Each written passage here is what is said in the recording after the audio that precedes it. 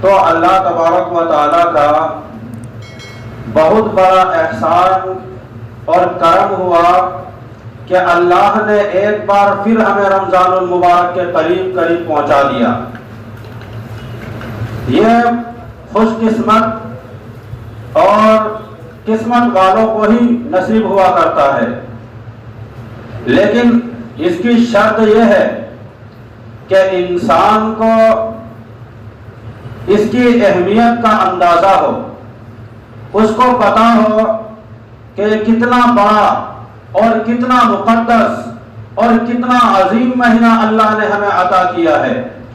جب اس کو احساس ہوگا، جب اس کو اندازہ ہوگا، تو پھر وہ اس سے فائدہ بھی پورا اٹھائے گا۔ حدیث شریف میں آتا ہے، حضرت سلمان فارسی رضی اللہ تعالی عنہ روایت کرتے ہیں کہ رسول اللہ صلی اللہ علیہ وسلم نے شعبان کے آخری دنوں میں ایک خطبہ دیا، اور اس خطبے کے اندر اللہ کے نبی صلی اللہ علیہ وسلم نے رمضان کے فضائل ذکر کیے، رمضان کے فضائل بیان کیے۔ حضور صلی اللہ علیہ وسلم ارشاد فرماتے ہیں، اِنَّهُ قَدْ جَاءَكُمْ شَهْرٌ عَظِيمٌ، کہ بلا شبہ تمہارے پاس ایک مبارک مہینہ آنے کو ہے، قریب ہے کہ وہ مبارک مہینہ تیرے پاس آ جائے۔ شہر مبارکہ، ایسا مہینہ جو برکتوں والا ہے۔ جیسے ہم کسی چیز کے بارے میں کہتے ہیں کہ مبارک ہو، مبارک ہو، تو یہ برکت سے نکل کر آیا ہے۔ مقصد یہ ہوتا ہے کہ یہ مہینہ ایسا برکتوں والا ہے جس میں انسان کو اللہ تبارک و تعالیٰ کی طرف سے برکتیں ملتی ہے، اور ہم میں سے ہر شخص اس بات کا طالب ہے، ہم میں سے ہر شخص محتاج ہے، ہم میں سے ہر شخص یہ چاہتا ہے کہ میری زندگی میں برکتیں ہو، میرے مال میں برکت ہو، اولاد میں برکت ہو، کاروبار میں برکت ہو، اعمال میں برکت ہو۔ یہ ہے شہر عظیم، یہ برکت والا مہینہ ہے۔ اگر کسی شخص نے اس مہینے کو اچھے طریقے سے حاصل کر لے تو پھر ان ساری چیزوں میں اللہ برکت ڈال دیتے ہیں۔ یہ مطلب ہے اس مہینے کے مبارک ہونے کا۔ اگر کوئی شخص اس مہینے میں داخل ہو جائے، رمضان المبارک کا مہینہ وہ پالے، پھر اس مہینے کی وہ قدر کر لے، تو اللہ تبارک و تعالیٰ اس کی زندگی میں برکتیں ڈال دیتے ہیں۔ یہ ہے شہر عظیم، مبارک مہینہ، عظمت والا مہینہ، مقدس مہینہ۔ آگے فرمایا، فیہ لیلۃ القدر خیر من الف شہر، کہ اس مہینے میں ایک ایسا رات ہے کہ جو 1000 مہینوں سے بہتر ہے۔ اگر کوئی انسان اس ایک رات میں عبادت کر لے تو 1000 مہینوں سے زیادہ کا ثواب وہ حاصل کر سکتا ہے۔ یہ اس امت کی فضیلت ہے، یہ اس امت کی خصوصیت ہے جس پر ساری امتیں رشک کرتی رہی۔ انبیاء علیہ السلام بھی رشک کرتے تھے اس امت پر۔ اس کی ایک بنیادی وجہ یہ ہے کہ اس امت کی عمر بہت کم ہے، لیکن عمل کا ثواب بہت زیادہ بڑھا کے اللہ نے دیا۔ لیلۃ القدر خیر من الف شہر، کہ اگر کوئی ایک رات عبادت کر لے تو 1000 مہینوں کا ثواب ان کو دوں گا۔ یعنی ایک رات کی عبادت کرنا 1000 مہینوں سے بہتر ہے، اور یہ 1000 مہینے تقریباً 84 سال، 80 پر 4 سال بیٹھتے ہیں۔ اللہ تبارک و تعالیٰ فرماتے ہیں کہ 84 سال نہیں بلکہ اور میں زیادہ دوں گا۔ کتنا زیادہ دوں گا یہ اللہ نے ہمیں نہیں بتایا۔ قرآن نے صرف یہ کہا خیر، بہتر ہے، من الف شہر، 1000 مہینے سے بہتر ہے۔ اب کتنا بہتر ہے اللہ نے اس کا تذکرہ نہیں کیا۔ یعنی لیلۃ القدر کی ایک رات عبادت کر کے انسان 84 سال کی عبادت سے زیادہ کا اللہ سے ثواب حاصل کر سکتا ہے۔ اب اندازہ کرو کہ اگر کسی انسان کی زندگی میں 40 یا 50 رمضان آ جائے، اب اگر وہ حساب لگائے تو کتنے سالوں کی عبادت کا ثواب اس کے کھاتے میں آ جائے گی۔ اس سے پتہ چلتا ہے کہ رمضان کے مہینے کی اہمیت ہے۔ اس مہینے کی اہمیت ہے، انسان اس ایک مہینے میں عبادت کر کے اپنا نام ان لوگوں میں شمار کروا سکتا ہے جنہوں نے ہزاروں سال عبادتیں کی ہے، جن کی عمریں ہزاروں سال تھی۔ تو گویا کہ رمضان المبارک کے مہینے میں عبادت کر کے آپ ان لوگوں میں اپنا نام لکھوا سکتے ہیں جن کو اللہ نے ہزاروں سال عمریں دی تھی اور انہوں نے ہزاروں سال عبادتیں بھی کی ہے۔ اس لیے میں نے بھی کہا کہ اس امت کی عمر بہت کم ہے لیکن عمل کا ثواب اللہ نے بہت زیادہ بڑھا کے رکھا۔ حضور صلی اللہ علیہ وسلم نے ارشاد فرمایا، جعل اللہ صیامہ فریضۃ وقیام لیلہ تطوعا، کہ اللہ نے اس کے روزے کو فرض کیا اور رات کے قیام کو، رات کے کھڑے ہونے کو سنت قرار دے دیا۔ تو گویا کہ رمضان کا روزہ فرض ہے اور تراویح سنت مؤکدہ ہے۔ تو یہ دو چیزیں رمضان کی خصوصی ہے، ایک روزہ اور ایک تراویح۔ یہ دو عبادتیں ایسی ہیں جس کا تعلق اس مبارک مہینے سے ہے۔ اگر کوئی رمضان کے علاوہ تراویح ادا کرنا چاہے تو ادا نہیں کر سکتا، تراویح صرف رمضان کے مہینے میں ادا ہوگی۔ اصولی طور پر اگر دیکھا جائے تو جو سنت نمازیں ہیں اس کی نماز جائز ہی نہیں ہے، لیکن تراویح کی نماز اس لیے جائز ہے، یہ حدیث سے ثابت ہے، خود حضور صلی اللہ علیہ وسلم نے پڑھائی، صحابہ کرام نے پڑھائی اور اس پر امت کا عمل رہا ہے۔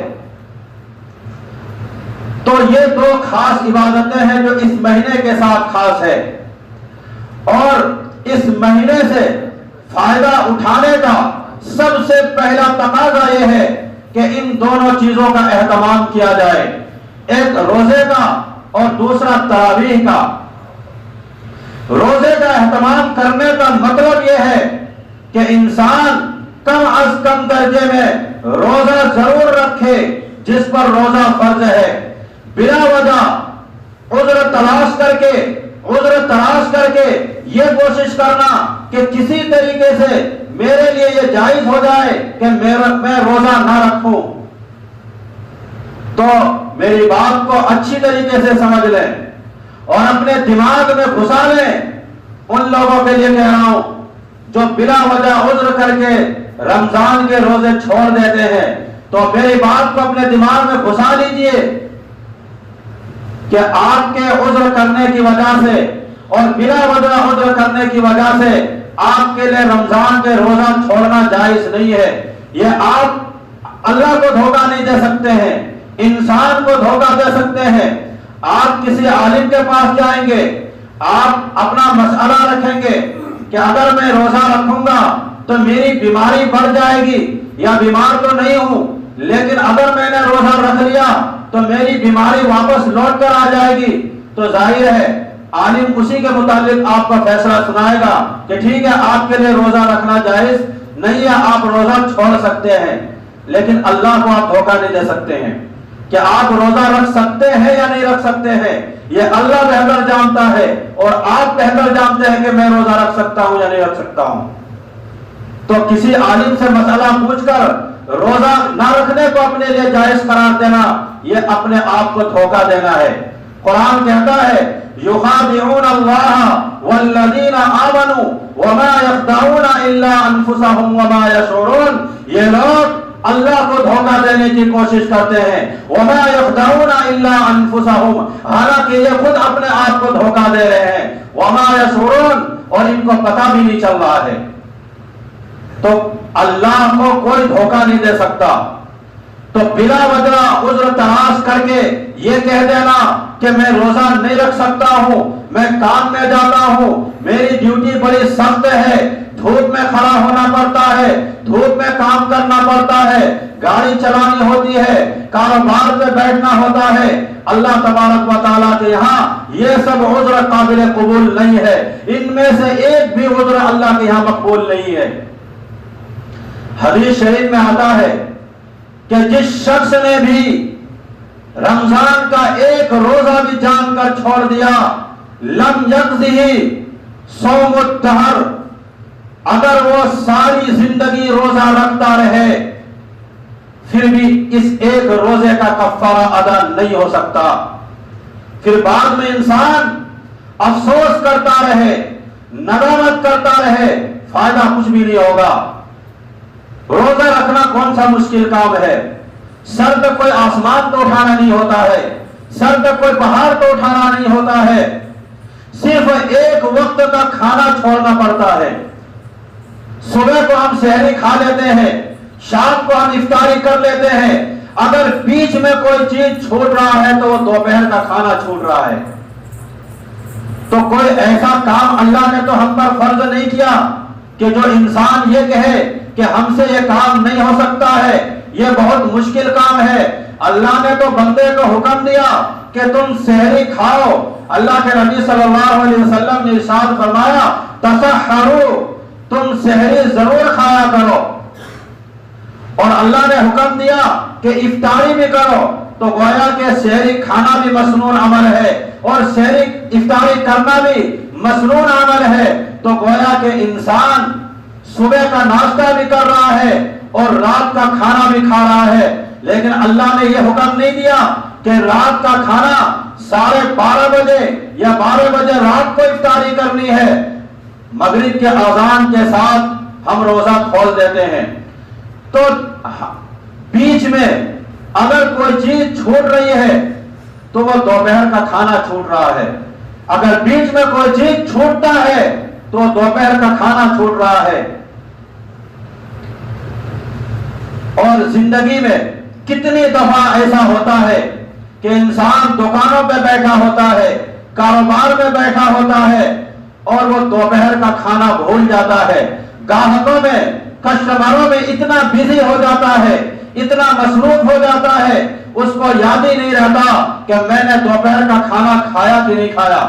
کوئی ملازمت کر رہا ہے، وہ بھی دوپہر کا کھانا بعض دفعہ بھول جاتا ہے، اور عصر کے وقت گھر آتا ہے اور گھر میں آ کر کہتا ہے کہ میں نے آج دوپہر کا کھانا کھانا بھول گیا۔ تو کیا رمضان کے مہینے میں اگر دوپہر کا کھانا ہم نہیں کھائیں گے تو کیا ہم مر جائیں گے، یا کوئی ایسی بیماری آ جائے گی جو ہمیشہ ہمیش کے لیے رہے گی، کبھی شفا نہیں مل سکتی ہے؟ یہ چیزیں وہاں پر کیوں احساس نہیں ہوتا؟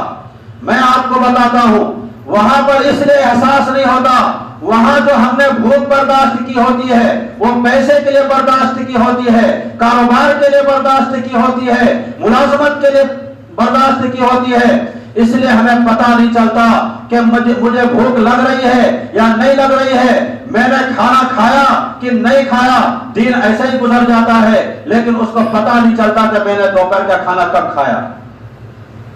لیکن یہی بھوک جب اللہ کے لیے برداشت کی جاتی ہے تو پھر شیطان دل میں وسوسے ڈالنا شروع کر دیتا ہے۔ اگر یہ بھوک اللہ کے لیے نہ ہو تو پھر شیطان کبھی وسوسہ نہیں ڈالے گا۔ شیطان کہتا ہے کہ تمہارا کام بہت مشکل ہے، تم مزدور آدمی ہو، دھوپ میں کام کرتے ہو، کمزور آدمی ہو، تم کیسے روزہ رکھ کے کام کر سکتے ہو؟ اگر یہ بھوک اللہ کے لیے ہو تو پھر شیطان یہ ساری پٹیاں پڑھانا شروع کر دیتا ہے۔ اس لیے آپ لوگوں کے زبان سے سنتے ہوں گے، وہ کہہ رہا ہوتا ہے کہ میں تو دھوپ میں کام کرتا ہوں، دھوپ پہ رہ کر کام کرنا یہ بہت مشکل کام ہے، میں روزہ نہیں رکھ سکتا ہوں، میں تو ایسے بھی بیمار چل رہا ہوں، اتنی سخت گرمی میں روزہ رکھ نہیں سکتا۔ آپ لوگوں کی زبان سے سن رہے ہوں گے، تو یہ شیطان اس کو یہ ساری پٹیاں پڑھا رہا ہوتا ہے، شیطان اس کے دل میں یہ باتیں ڈال رہا ہوتا ہے۔ اور ظاہر ہے ہر نیکی کے کام میں دو طاقتیں آپس میں ٹکراتی ہے، دو طاقتیں ایک دوسرے سے ٹکراتی ہے، ایک رحمان کی طاقت ہے اور ایک شیطان کی طاقت ہے۔ قرآن کہتا ہے انہا لکبیرۃ الا علی الخاشعین، اللہ تبارک و تعالیٰ فرماتے ہیں کہ نماز پڑھنا بھی مشکل کام ہے، انہا لکبیرۃ الا علی الخاشعین، نماز پڑھنا انسان کے لیے بہت بڑا کام ہے، الا علی الخاشعین، مگر وہ لوگ جن کے دل میں اللہ کا ڈر، اللہ کا رعب، اللہ کا خوف ہو، اس کے لیے نماز پڑھنا آسان کام ہے، نماز چھوڑنا مشکل کام ہے ایسے لوگوں کے لیے۔ لیکن جس کے دل میں اللہ کا ڈر نہ ہو، اللہ کا خوف نہ ہو، اللہ کا رعب نہ ہو، اس کے لیے نماز پڑھنا روزے رکھنے سے بھی زیادہ مشکل کام ہے۔ وہ یہ کہتا ہے کہ یار نماز کون پڑھے گا، ابھی جاؤ وضو کرو، پھر مسجد جاؤ، پھر امام صاحب کی ساری تلاوتیں سنو، پھر رکوع کرو، پھر سجدہ کرو، پھر قیام کرو، پھر بیٹھو، پھر دعا کے لیے ہاتھیں اٹھاؤ، اتنا ٹائم کس کے پاس ہے، میں نماز نہیں پڑھ سکتا۔ لیکن جس کے دل میں اللہ کا ڈر ہوگا، اللہ کا خوف ہوگا، اللہ کا رعب ہوگا، اور اس کو معلوم ہوگا کہ میں مسلمان ہوں، اس کو پتا ہوگا کہ میں مسلمان ہوں، میں نے نبی کا کلمہ پڑھا ہے، میں اپنے آپ کو مسلمان کہتا بھی ہوں، تو وہ یہ کہے گا کہ نماز پڑھنے میں کتنا ٹائم لگتا ہے، 20-25 منٹ میں ہم نماز سے فارغ ہو جاتے ہیں، دنیا کے اتنے سارے کام کر لیتے ہیں، تو کیا 20-25 منٹ میں اگر نماز پڑھ لی جائے تو کیا فرق پڑ جائے گا؟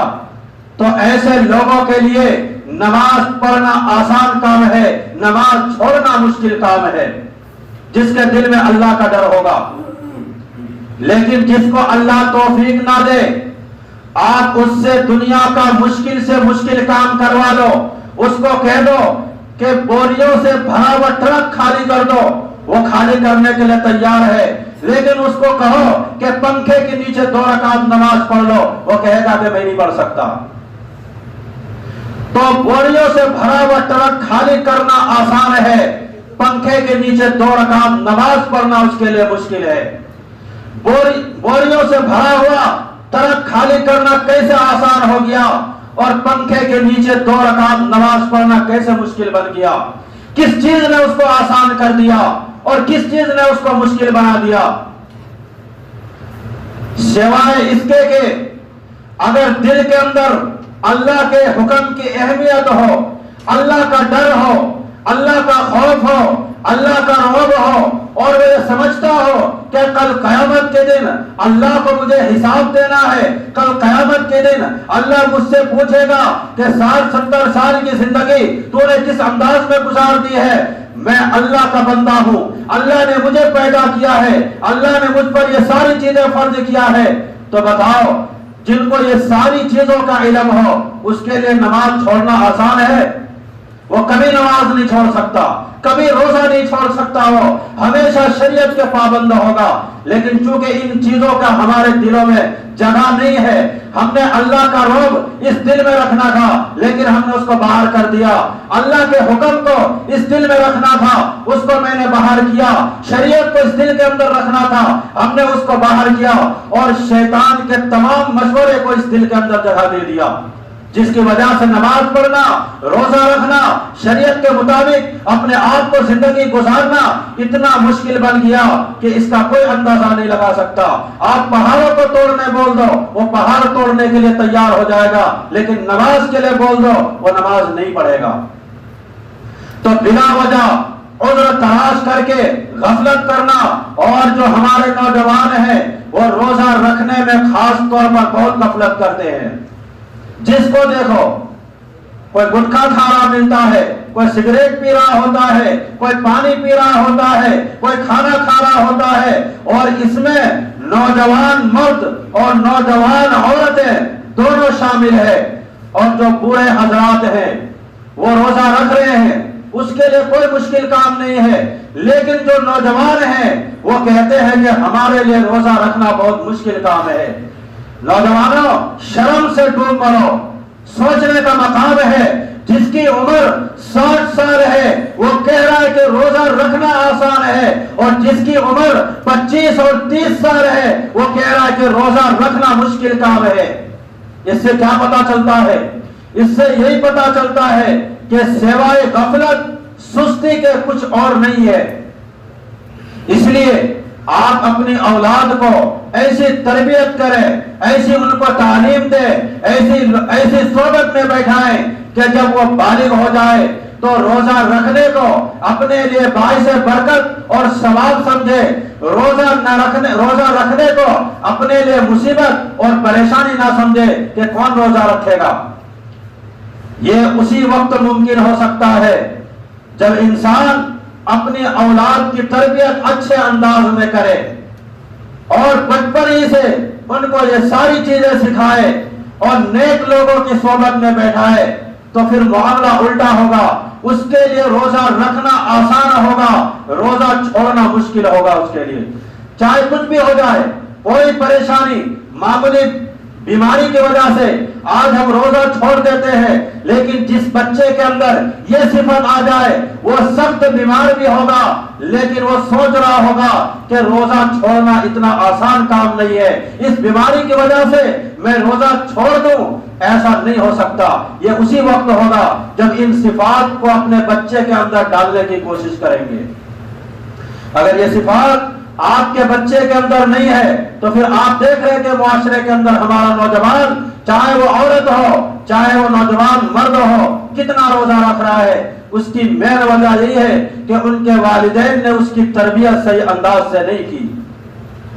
قصوروار ان کے والدین ہیں، اگر ان کو اچھی تعلیم دی ہوتی، ان کو نیک لوگوں کی صحبت میں بیٹھایا ہوتا تو آج وہ روزہ اور شریعت کا پابند ہوتا، لیکن آج وہ نہیں ہے، قصور والدین کا ہے اس میں۔ اس لیے حدیث میں آتا ہے کہ والدین کی ذمہ داری ہے کہ اپنے بچوں کی صحیح تربیت کرے۔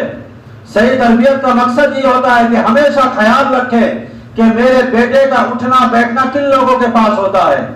ایسے لوگوں کے پاس تو نہیں ہے جو نماز نہیں پڑھتا ہے، اگر ایسے لوگوں کے پاس ہے ان کو وہاں سے ہٹا کر ایسے لوگوں کے صحبت میں ڈال دیں جو نماز کا بھی پابند ہو، شریعت کا بھی پابند ہو اور اپنے آپ کو ہمیشہ گناہ سے بچانے کی کوشش کرتا ہو۔ اگر ایسے لوگوں کے صحبت میں آپ بیٹھائیں گے تو جس طریقے سے وہ خود عمل کر رہا ہوگا آپ کے بیٹا بھی دیکھ کر اسی کے مطابق زندگی گزارنے کی کوشش کرے گا۔ تو یہ دو باتیں ہوئی، آنے والی جمعہ میں دو باتیں اور بتائے جائیں گے۔ رمضان ابھی قریب 10 دن ہے، تو یہ دو باتیں ہوئی، ایک رمضان کا روزہ اور ایک تراویح۔ یہ اس مہینے کا، رمضان کے مہینے کا سب سے پہلا تقاضا ہے کہ ان دونوں چیزوں کا اہتمام کیا جائے۔ کوئی آدمی روزہ تو رکھ رہا ہے لیکن تراویح نہیں پڑھ رہا ہے، کوئی تراویح پڑھ رہا ہے لیکن روزہ نہیں رکھ رہا ہے، تو آپ اپنے آپ کو دھوکہ نہ دو۔ آپ اندازہ خود لگا سکتے ہیں کہ میں روزہ رکھ سکتا ہوں یا نہیں رکھ سکتا ہوں۔ اتنی سی تکلیف اور پریشانی تو ہر ایک کو روزہ رکھنے میں ہوتی ہے، ہمیں بھی ہوتی ہے، لیکن کتنا ہی تکلیف کیوں نہ ہو آخرت کی تکلیف سے آسان ہے۔ یہ سوچ کر معمولی سی تکلیف روزہ رکھ کر برداشت کر لو، ایسے لوگوں کے لیے کیا خوشیاں ملے گی قیامت کے دن، انشاءاللہ آنے والے جمعہ میں بتاؤں گا۔